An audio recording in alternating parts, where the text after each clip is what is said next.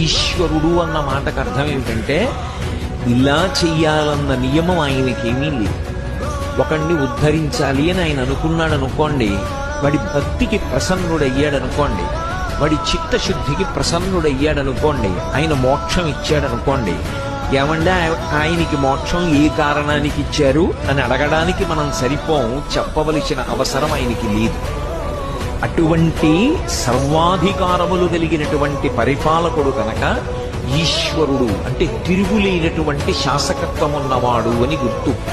అందుకే ఆయన అనుగ్రహించాడా, ఆయన కాని భక్తికి ప్రసన్నుడయ్యాడా. ఈశ్వరుడు అన్న మాటకు అర్థం ఏమిటంటే ఇలా చెయ్యాలన్న నియమం ఆయనకేమీ లేదు. ఒకణ్ణి ఉద్ధరించాలి అని ఆయన అనుకున్నాడు అనుకోండి, వాడి భక్తికి ప్రసన్నుడయ్యాడనుకోండి, వాడి చిత్తశుద్ధికి ప్రసన్నుడయ్యాడనుకోండి, ఆయన మోక్షం ఇచ్చాడను